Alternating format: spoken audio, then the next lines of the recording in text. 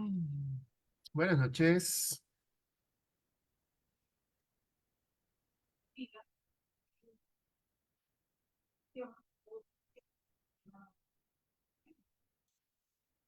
Doctor, buenas noches. ¿Me logra escuchar? ¿Me confirma, por favor?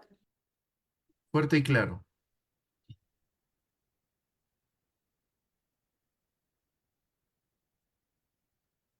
Vamos a iniciar. Buenas noches, estimados participantes. Les saluda María, asesora académica del Centro de Consultoría Internacional Público-Privada Galenos. Agradecidos por su participación al curso de Tecnología Médica en Radiología que estará a cargo del radiólogo Francisco Vargas. Asimismo, por el buen desempeño del doctor, se les recomienda por favor mantener la cámara y micrófonos apagados. Y para las dudas o consultas, el radiólogo las estará absorbiendo al final de esta ponencia. Del mismo modo, si desean adquirir la clase grabada más el material de estudio más la certificación, estaré dejando mi número en el chat del Zoom. Buenas noches, radiólogo Francisco. Le doy pase a su ponencia.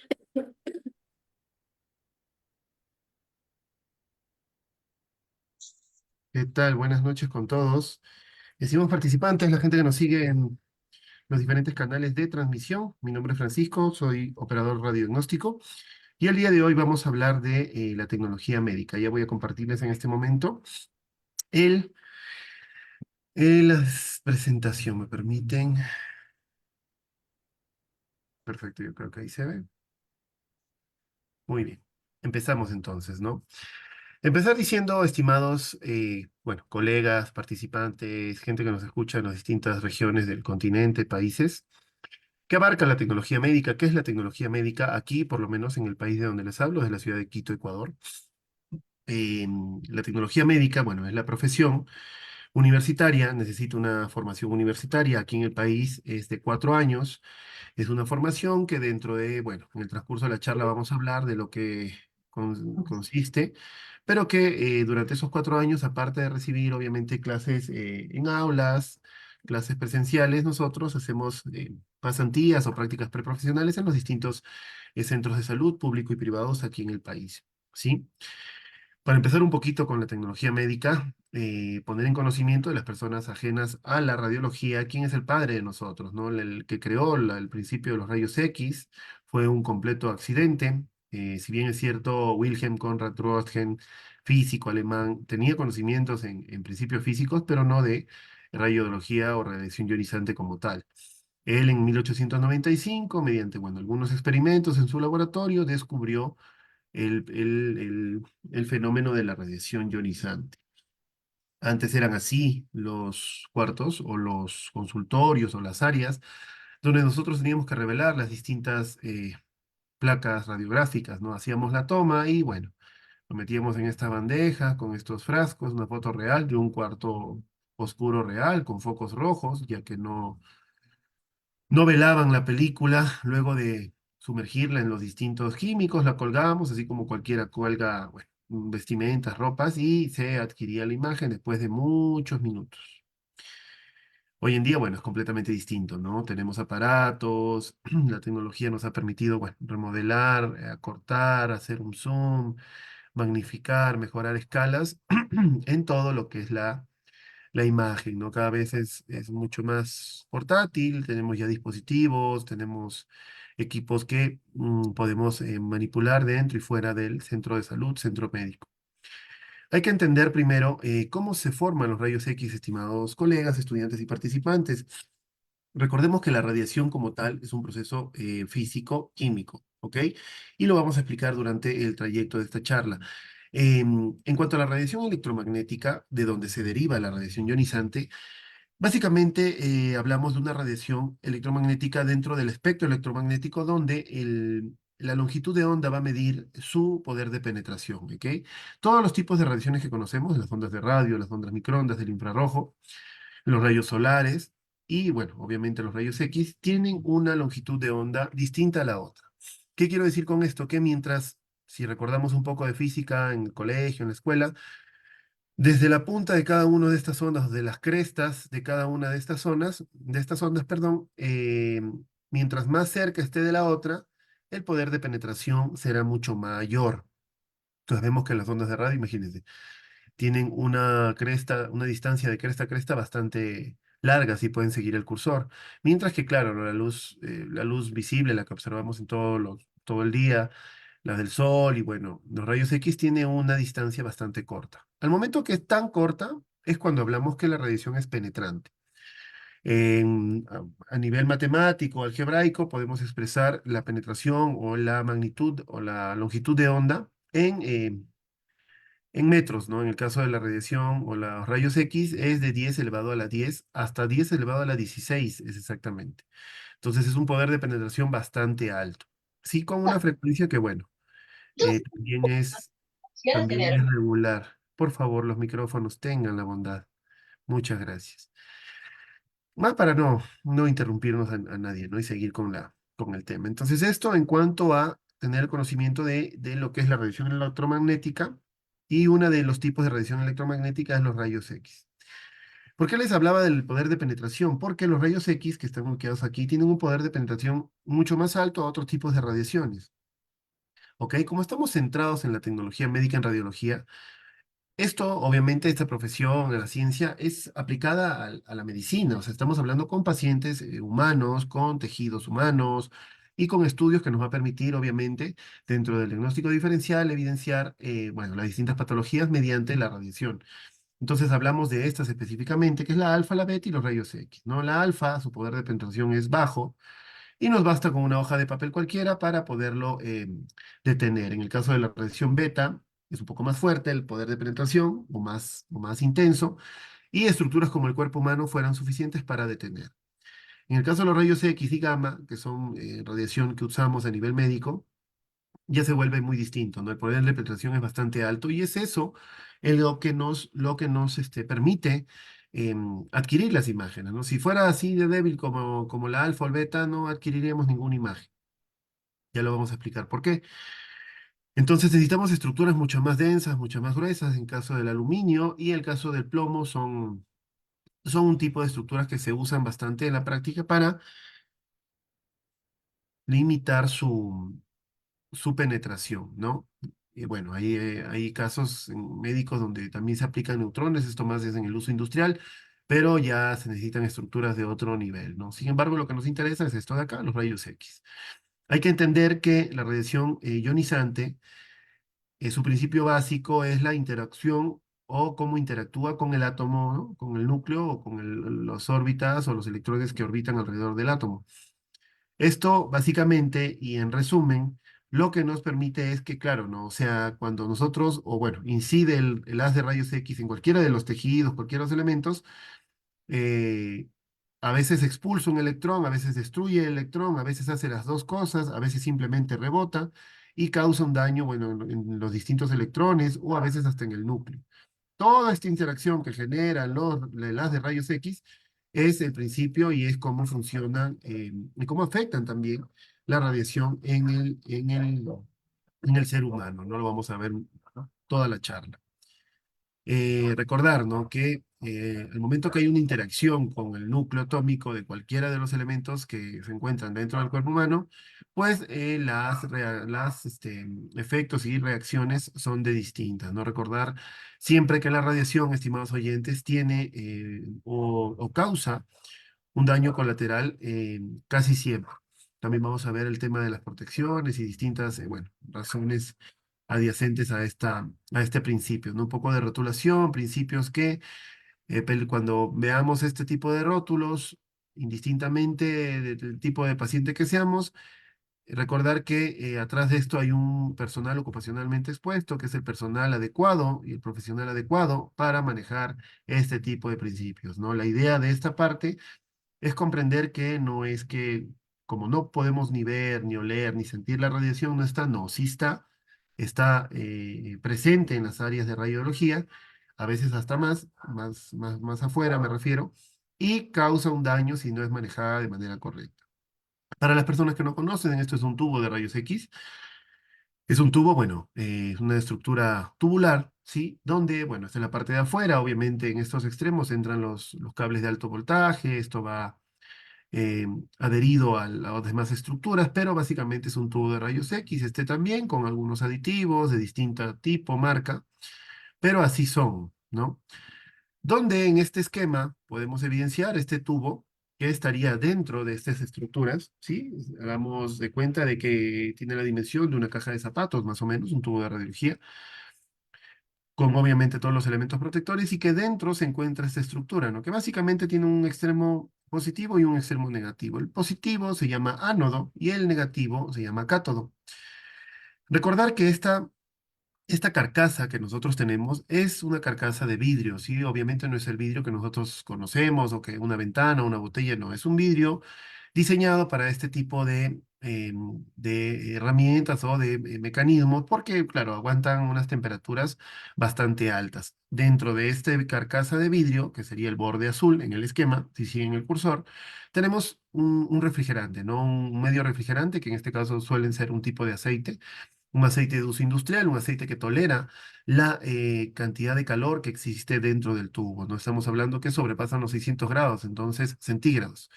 Entonces, imagínense, si no tuviéramos un medio de refrigeración, no podríamos mantener el principio. Y obviamente las estructuras que se encuentran dentro del tubo, todas estas que las vamos a mencionar, son de un material que también, bueno, está diseñado, lo vamos a ver más adelante, específicamente es el wolframio o el tungsteno, normalmente son esos dos los elementos que componen todas las piezas dentro del tubo de rayos X. ¿Y por qué esas? ¿Por qué no las hacemos de metal, de aluminio, de madera o de cualquier otro elemento? Por la misma razón del refrigerante, no son temperaturas bastante altas y necesitan materiales que toleren o soporten esa cantidad, ¿no? Recuerden que el tubo, si bien es cierto, no es eterno, no nos va a durar toda la vida, tiene una cantidad un tiempo de vida, una vida útil, tampoco es que nos va a durar poco tiempo, ¿no? Entonces, bueno, eso también lo vemos en una parte al final, me parece. Los elementos del ánodo son básicamente motores, piezas giratorias, anillos, rodamientos que tienen como finalidad hacer girar esta estructura, que es un ánodo rotatorio, o un plato, o un disco, como quieran llamarlo, que gira a velocidades pues sumamente altas. ¿Por qué? Porque en el otro extremo, en el negativo, al momento que igual ingresa la corriente eléctrica, genera una nube de electrones, ¿ok? Genera una nube de electrones mediante filamentos, y esta nube de electrones o este cañón de electrones se estrella violentamente con el ánodo giratorio o plato giratorio. ¿Qué es lo que causa? Que después de haber estrellado estos tipos de sustancia o elementos generan los rayos X. Ese es el principio que ocurre dentro del tubo. Recordar y mencionar dos cosas. Primero, que del 100% que se produce este principio justo aquí, hay una ventana, obviamente, donde permite salir este rayo, ¿no? Si estuviera cerrada no pudieran salir. Acá hay una ventana, una ranura que permite salir. Entonces les decía que del 100% que producimos de rayos X en este segmento, solo el 1 son rayos X, estimados oyentes. Imagínense, todo el restante se queda rebotando hasta atenuarse dentro del tubo de radiología. Solo el 1% es útil y es lo que, bueno, manejamos nosotros. Eh, Recordar que, bueno, el creador de los rayos X, William Conrad, denominó a este principio, o a este fenómeno, rayos X, porque claro, en álgebra la X es una variable, ¿no? Es cuando no sabemos el valor de algo, ponemos X. X es igual a tal. Funciona exactamente, y funcionó exactamente igual. No sabía de qué estaban compuestos, no sabía por qué se habían fabricado y les puso rayos X. Hay literatura, hay bibliografía donde lo mencionan como rayos catódicos. Ahora sabemos por qué, sabemos que uno de los extremos negativos tiene el término de cátodo, entonces se podría entender, ¿no? Como rayos catódicos. Básicamente esa es la estructura, ¿no? Este esquemita está dentro del tubo que les enseñé anteriormente. Este sería un tubo real, ¿sí? Antiguo, pero real. Es así como son. No parece un foco prácticamente, pero obviamente no lo es. Un extremo positivo, un negativo, los filamentos, el anillo giratorio y obviamente, bueno, la ranura de salida debe estar por algún lado. Si no es atrás, es abajo. Y esto permitía, claro, que todo el principio que se realizaba aquí saliera, ¿no? Pero bueno, básicamente es esta la estructura. Em, Aquí no vemos el aceite, obviamente, es un tubo que ya no se usa, no es un tubo útil, es un tubo que debe haber sido vaciado en aceite y bueno, para motivos didácticos es bastante útil conocer cómo está formado, ¿no? Nosotros en la tecnología médica, como profesión, los operadores de radiodiagnóstico, que somos el personal o profesionales encargados de realizar todo este tipo de estudios, abarcamos una gama de exámenes y de procedimientos bastante alta. Al principio, claro, la tecnología solo nos permitía realizar las placas convencionales que nosotros realizamos, ¿no? Los rayos X que alguna vez se han hecho los pacientes o que el personal de salud de alguna manera ha sabido que, bueno, ha visto o conoce a un amigo que es operador radiodiagnóstico o ha leído algún artículo, algún tipo de información relacionada a la profesión. Pero al inicio solo hacíamos rayos X. Esto fue evolucionando en todos los países. En Latinoamérica, lastimosamente, siempre hemos estado un poquito atrás o poquito más lento que en otros continentes. Sin embargo, la tecnología que ya disponemos en Latinoamérica, hablo de Perú, Ecuador, Chile, Brasil, Argentina, Colombia incluso es bastante alta. Cada vez es más fácil adquirir este tipo de equipos. Ahora tenemos la inteligencia artificial que nos ayuda bastante también en no solo la adquisición de estudios, sino en, bueno, los algoritmos y el software mismo que maneja los equipos, ¿no? La mamografía diseñada para, bueno, pacientes femeninas que a partir de cierta edad deben realizarse, ¿no? Los correctos procedimientos mamográficos, las placas, perdón, las mamografías en las distintas posiciones que el médico le haya solicitado, ¿no? Tenemos también la tomografía computarizada, un examen mucho más completo, un examen que nos ha permitido ya no solo evidenciar en dos dimensiones el estudio, sino ya permite tres dimensiones, es decir, mover, poder observar todo el segmento a estudiar, ¿no? Puede ser cráneo, cerebro, abdomen, temas vasculares, es mucho más completo, ¿no? A veces, y antes era así, los rayos X no nos permitían o no nos daba una información completa. Y lastimosamente ahí quedaba el diagnóstico diferencial y lo que pudiera hacer el médico con estas imágenes, pues dependía de su experticia, ¿no? Junto con la clínica y todo lo que relaciona a este tipo de estudios. Luego tenemos la fluoroscopía. La fluoroscopía básicamente son igual rayos X adquiridos, las placas que nos hemos hecho, como les decía, ¿no? Cráneo, pie, tobillo, pero en tiempo real, ¿no? La ventaja de esto es de que son estudios en tiempo real, que, o sea, básicamente podemos ver los movimientos, el peristaltismo intestinal, la deglución en ciertos exámenes, los movimientos cardíacos, la sístole, la diástole, y un sinfín de movimientos en vivo, ¿no? Obviamente la cantidad de radiación es más alta que en una rayos X normal porque son segundos que continúa emitiéndose radiación. La analogía que yo hago siempre en los diferentes talleres donde explicamos este tema de la tecnología médica en radiología es la siguiente, ¿no? Si queremos saber cuál emite más, cuál emite menos, cuál sirve para qué sirve para otro. Básicamente, hagamos la analogía de que una placa de rayos X es de 3 a 4 mamografías. Obviamente va a depender, ¿no? No va a ser lo mismo realizar una mano que realizar una columna lumbar, por ejemplo. Los factores varían. Sin embargo, como norma general, es esa la analogía. Hacerse una placa equivale a hacerse 3 o 4 exámenes de mamografía. También va a variar de qué cosa, del equipo que tengamos. Un equipo de los primeros que existían, lamentablemente, lastimosamente, que todavía se manipulan, em, emiten mucho más radiación, ¿no? No están diseñados todavía para limitar el uso. Y bueno, eso es un daño para todos, no solo para el paciente, sino también para nosotros como operadores. En el caso de la mamografía es mucho menor, igual va a depender de los equipos, sin embargo, incluso los antiguos emiten muy bajas dosis de radiación. La tomografía es otra cosa. La relación que yo hago normalmente es una tomografía equivale a 10 placas radiográficas. También va a variar, ¿no? Va a variar de acuerdo al examen que nosotros estemos realizando, al estudios que se realice el paciente, etcétera, etcétera. Pero es la analogía base y referencial que les puedo indicar. En el caso de la fluoroscopía, mencionémosle como algo intermedio entre los rayos y la tomo. También la variable de qué es lo que, bueno, el estudio que vayamos a hacer va a depender, ¿no? Si vamos a hacer un examen, no sé, un esofagograma o un examen de tránsito intestinal, es un examen que nos va a tardar 10, 20, 30 minutos irradiando al paciente, ¿no? Irradiando, bueno, toda la sala. Mientras que una placa en 2 segundos terminamos el estudio y se fue. Entonces el tiempo acá juega un papel crucial.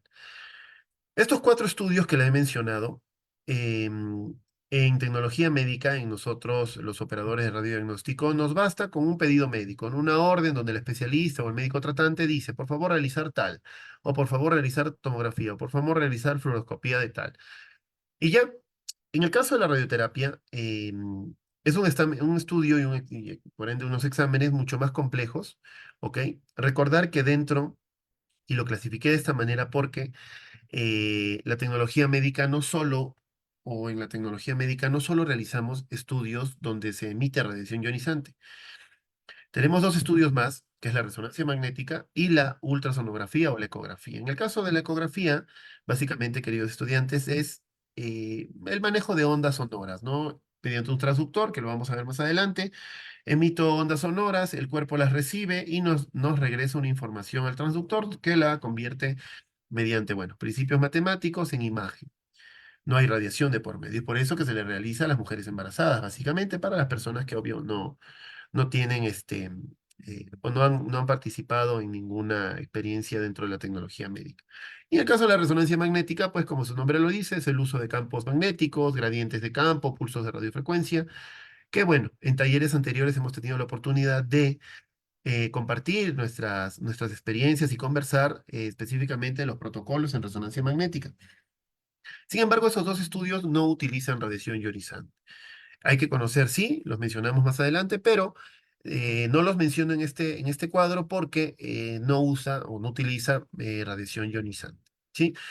Les decía que, retomando, la radioterapia es un estudio que ya no lo prescribe o lo indica un médico, sino todo un comité, ¿no? Atrás del análisis de que si el paciente necesita o no una sesión o varias sesiones de radioterapia, hay un staff o un team de varios profesionales, ¿no? Médicos oncólogos, cirujanos oncólogos, médicos radiólogos, operadores de radiodiagnóstico, tecnólogos médicos, laboratoristas, dosimetristas, ingenieros médicos, a veces dos de cada uno.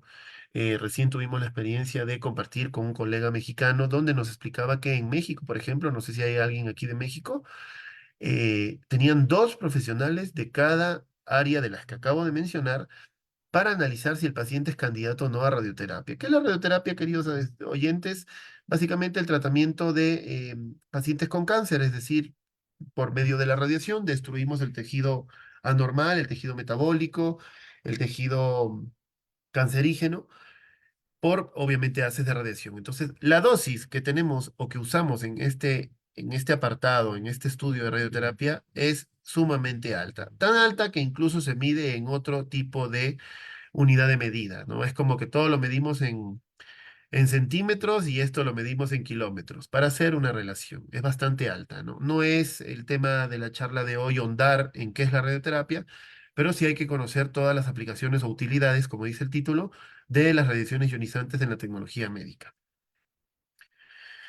Nosotros manejamos tres conceptos en cuanto a dosis, ¿sí? Dosis entendamos como la cantidad de radiación ionizante que sale del tubo y afecta absolutamente todo lo que esté afuera. No son tres: absorbida, equivalente y efectiva.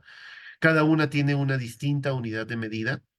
Nosotros usamos los grays, los miligrays, los sieverts, los milisieverts, los rad. Hay gente o en países todavía que utilizan los rad, pero básicamente son unidades de medida distintas para cada un tipo de dosis, con un objetivo y con un fin distinto, ¿no? La absorbida, como su nombre lo dice, básicamente es la dosis que ingresa a nuestro organismo y se mide en una unidad de medida determinada, distinta de las otras, ¿no? En este caso es milisievert.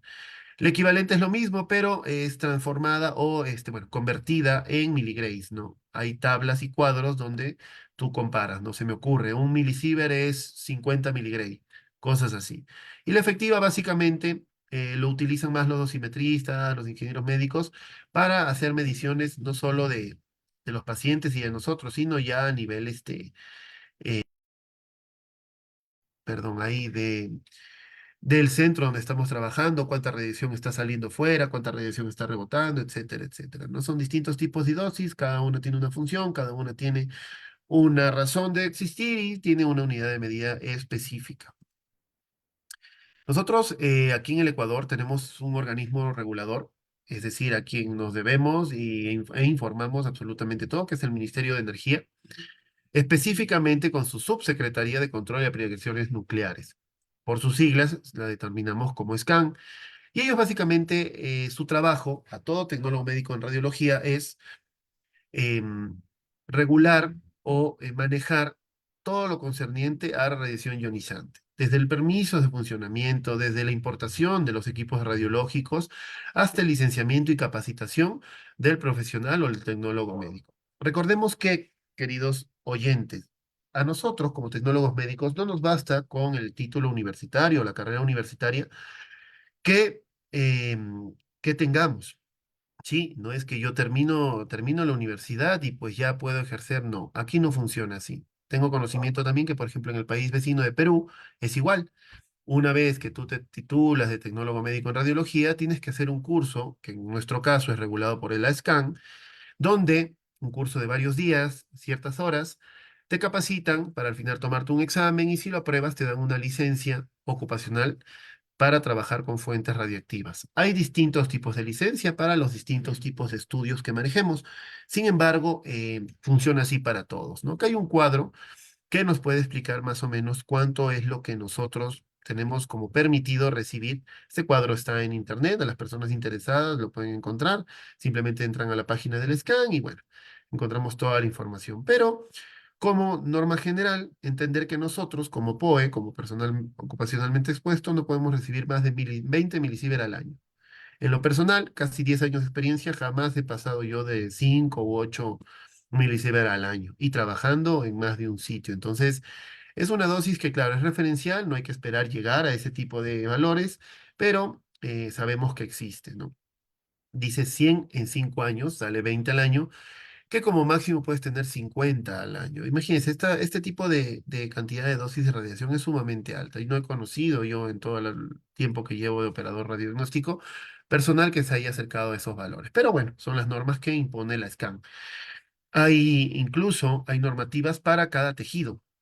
Sí, hay tejidos, el cristalino soporta menos que la piel, las manos, en el caso de, bueno, glándulas como la tiroidea, las gónadas, tienen cada uno su factor o bueno, su factor de radiación máximo.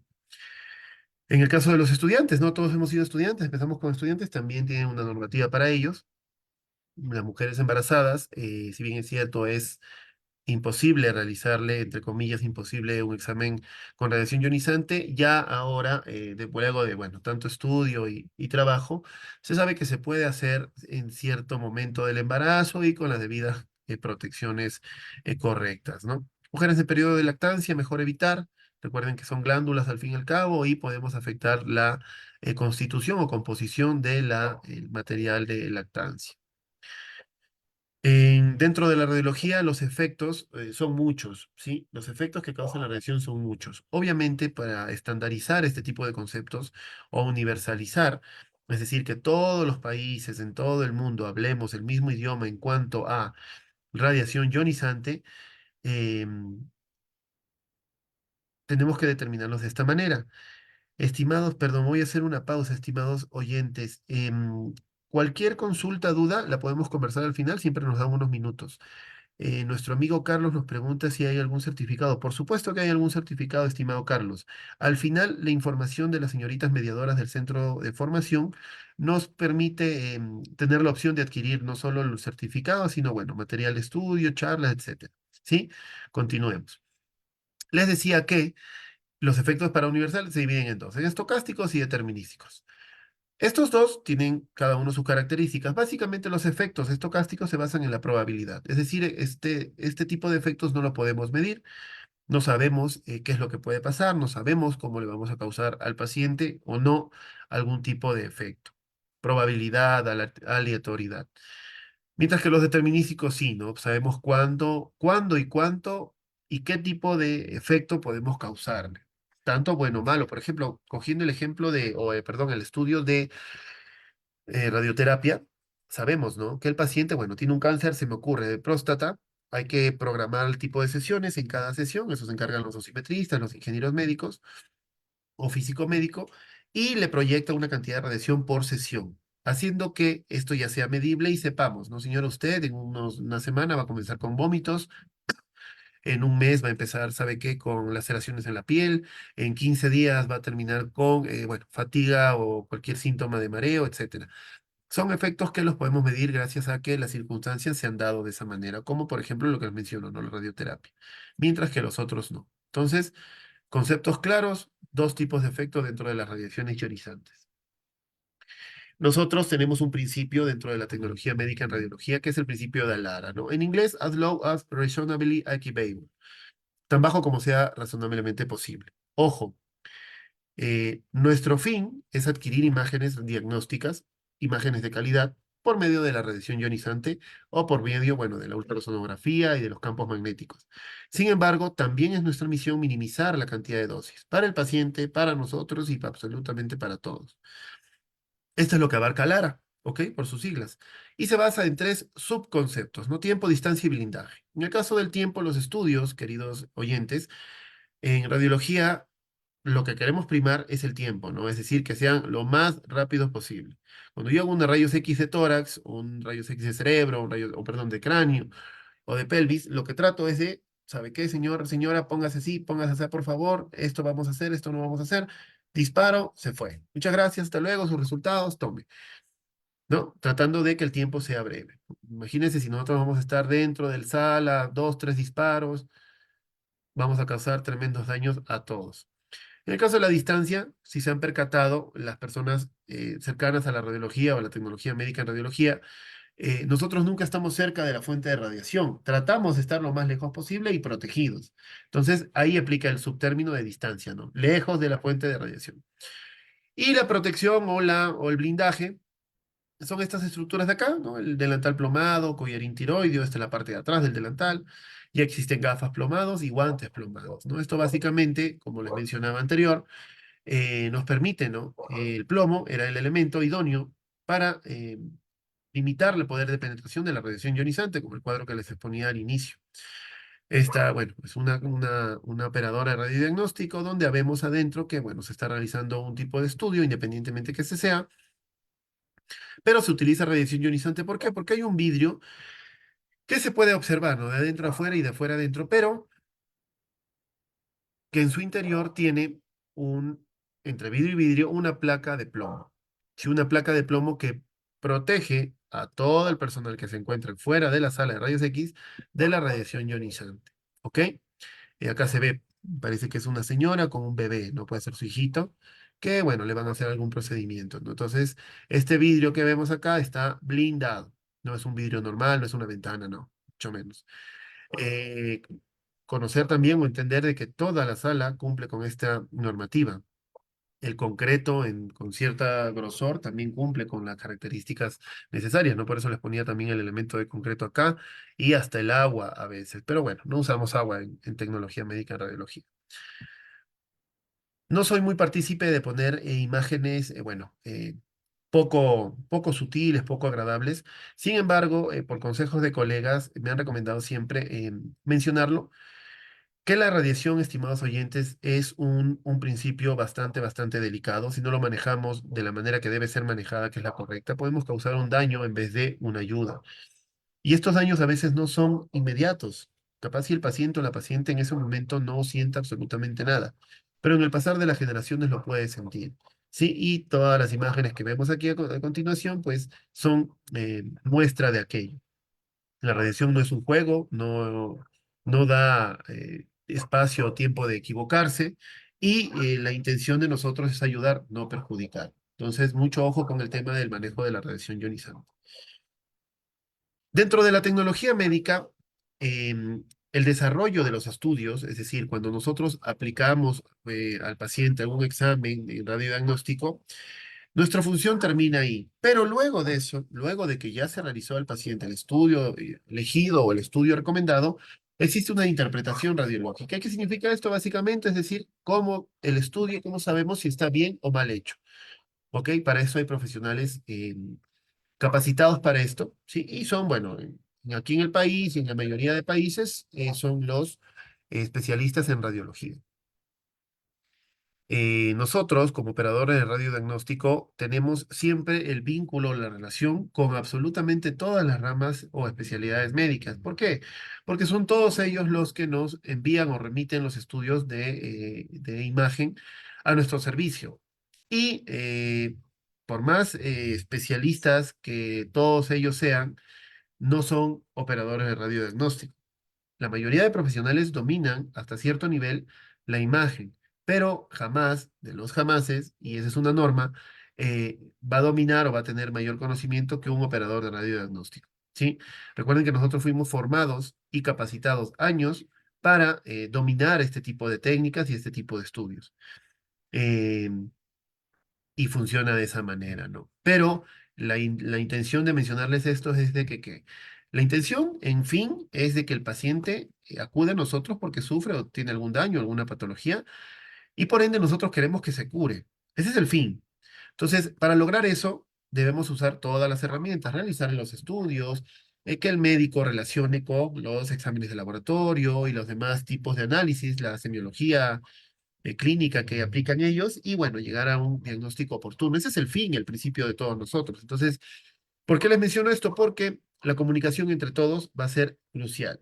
Imagínense, y se da en servicios donde yo no puedo hablar con este médico, o yo no conozco quién está de turno, o yo no sé a quién va a volverse primero más lento el proceso de diagnóstico del paciente o la paciente. Y segundo, créanme que en situaciones así, los que perdemos somos la mayoría los operadores en radiodiagnóstico. Entonces nos conviene siempre tener un vínculo y una comunicación clara con todas las ramas y las especialidades médicas, no solo con los médicos radiólogos, ¿no? Hay que tener claro que en la tecnología médica ya no hablamos, ¿no? Que arriba, abajo, que derecha, izquierda, que boca arriba, boca abajo, no. Nosotros, igual, con la misma intención de estandarizar y unificar conceptos, nos manejamos con los ejes, ¿no? Eje cráneo-caudal, lateral, medio lateral, antero-posterior. ¿Por qué? Porque a raíz de esos ejes van a darse los planos. Plano sagital, parasagital, transversal, coronal. ¿Ok? Hay que entender, estimados oyentes, que nosotros en la mayoría de tipos de estudios manejamos tres planos. El sagital, que divide el cuerpo en derecho e izquierdo, ¿sí? El sagital parte el cuerpo en la mitad, derecho e izquierdo. El transversal, que básicamente, bueno, divide el cuerpo no en superior e inferior. Hay una parte superior, una parte inferior. No necesariamente en la mitad, yo puedo cortar un corte transversal a la altura de los ojos. Y sigue siendo superior la cabeza e inferior los pies. Y el coronal, que básicamente corta el cuerpo en un plano anterior y un plano posterior. No es como que cortar el cuerpo de esta manera y tenemos un plano anterior y un plano posterior. A raíz de esa explicación es que vamos a manejar absolutamente todos los estudios en imagen. ¿Ok? Estos planos nos ha permitido también estandarizar posiciones anatómicas.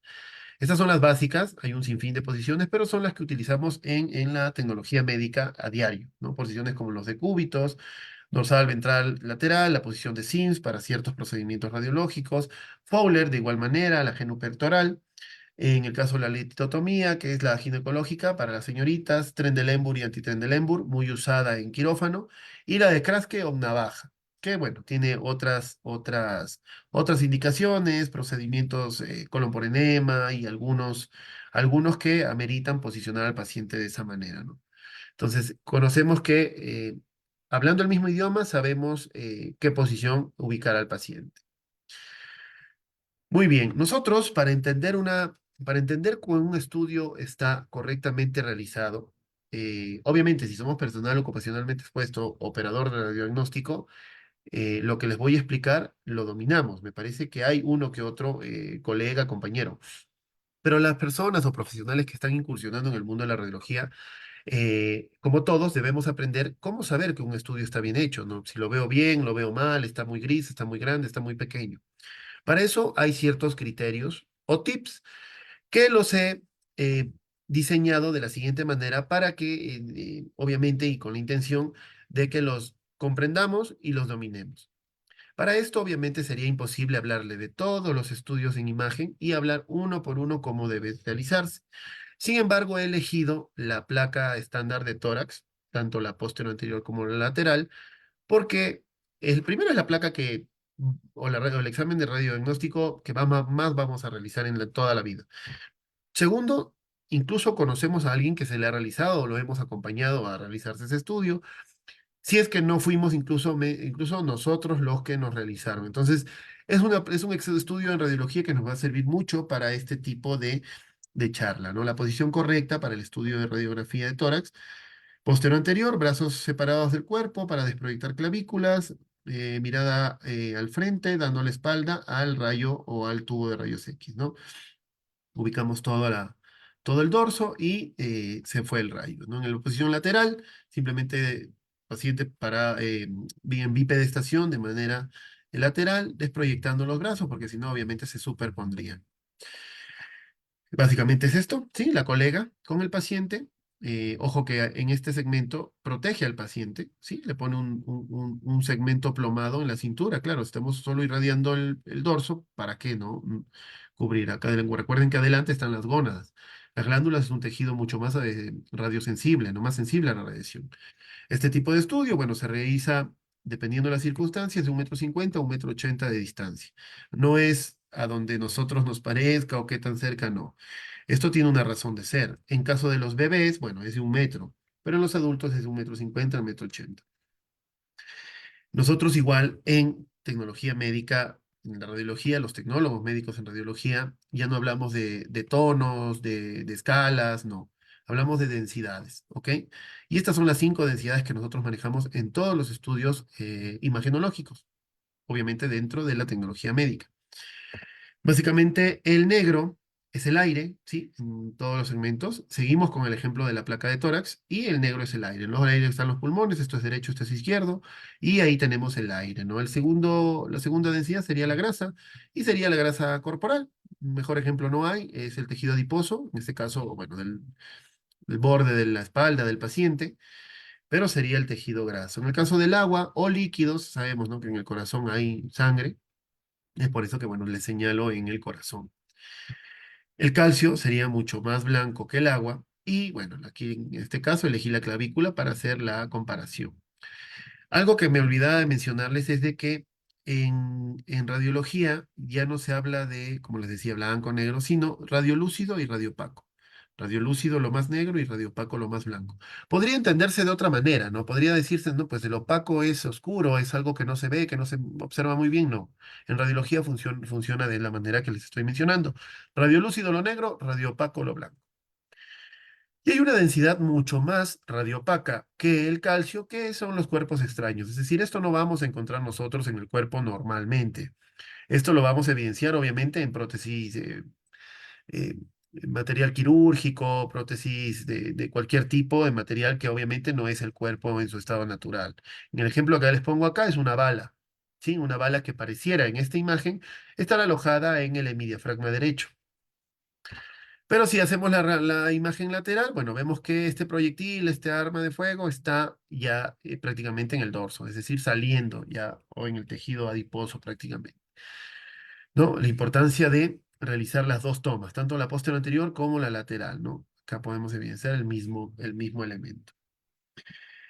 Muchos me preguntan, ya perfecto, sabemos las densidades, este, licenciado, pero ¿y por qué? O sea, ¿por qué al emitir radiación al cuerpo se comienzan a poner de distintos densidades, ¿no? Ya no hablemos de escalas, sino densidades. Eso tiene una razón de ser. No es que el rayos X elige el tejido y dependiendo de eso, no. Hay que entender que el rayos X, la radiación ionizante, perdón, em, cuando ingresa a cada tejido dentro del cuerpo humano, cada tejido tiene un factor de ponderación o una cantidad de radiación que absorbe o no absorbe. En el caso de los tejidos densos, como los huesos, por ejemplo, lo más radiopaco, acuérdense, como absorben más radiación al ser más densos, se tornan radiopacos, se tornan blancos, ¿sí? Radiopacos. Para motivos didácticos se los digo de esa manera. Obviamente en la placa radiográfica, ¿no? No lo en la clínica, en un eco, no lo vamos a ver de esta manera, pero en la radiográfica sí. Y por lo contrario, en los tejidos blandos, obviamente como los músculos, los pulmones, como absorben menos radiación, aparecen pues radiolúcidos en la imagen, es decir, negros, ¿no? Caso del pulmón. En el ejemplo más claro dentro de la placa de tórax, el pulmón. Esa es la razón de la escala o densidades, perdón, de gris que tenemos en los estudios, ¿no? Estos son, por ejemplo, patologías que vamos a ver muy común en estudios de imagen y se las comparto no con la intención de debatir qué tipo de patología vemos. Acá, bueno, es un obvio derrame pleural en el caso de la base del pulmón izquierdo, ¿sí? Prácticamente medio pulmón opacado. Habría que relacionar con la clínica y, bueno, empezar tratamiento por parte de los médicos, mientras que la imagen de la derecha Imágenes irregulares, ¿no? Quistes irregulares de bordes indefinidos, adyacentes, en este caso ventrículo derecho, incluso vemos segmentos preaórticos y bueno, distintas estructuras con ningún patrón aparente en lóbulos pulmonares tanto superiores como inferiores.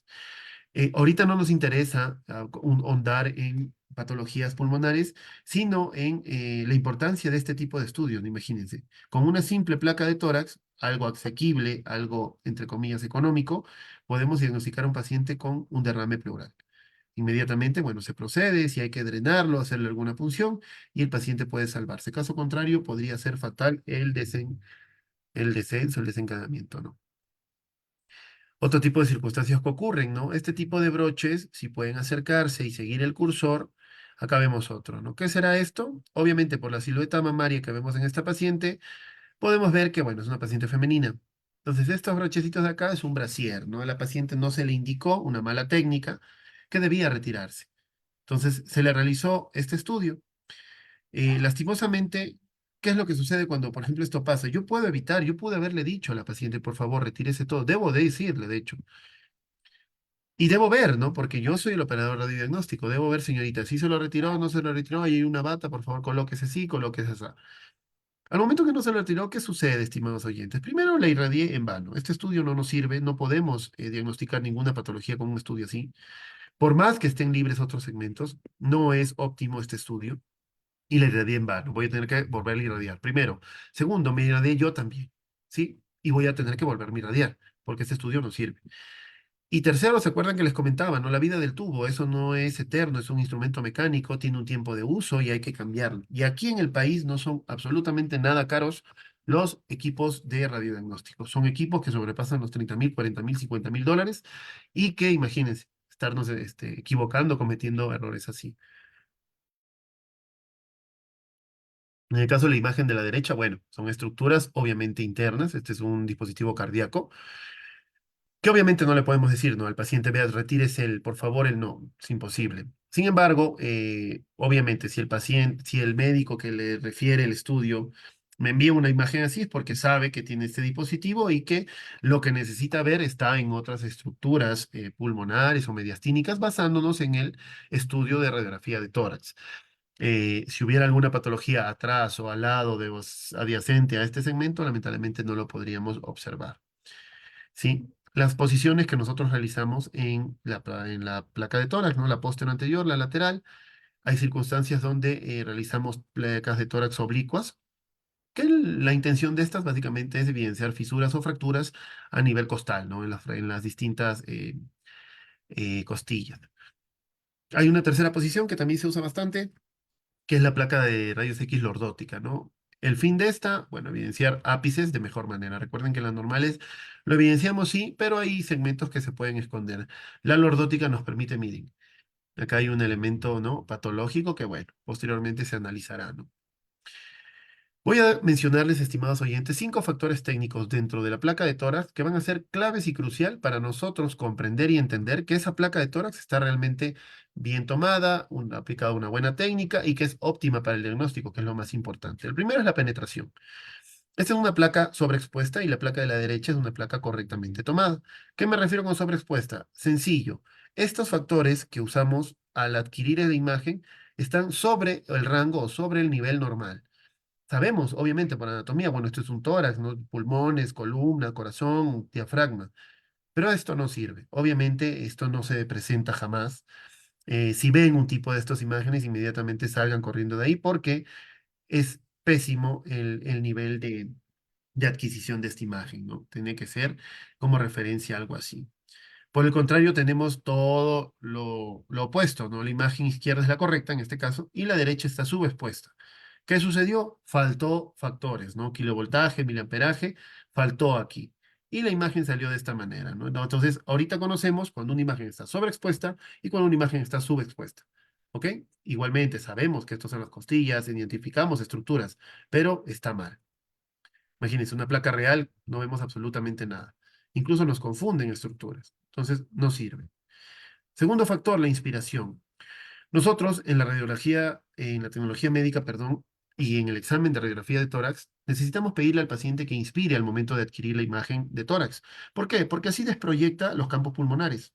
Un tip o una norma es que al momento de inspirar y adquirir la imagen, el paciente debe permitirnos visualizar 11 arcos costales, ¿ok? O 11 costillas, teniendo como un máximo de tolerancia 10, estimados estudiantes. Ah, ya. Tengan la bondad, por favor, su micrófono, estimadas participantes, nos Ahí están, comprábamos, ¿no?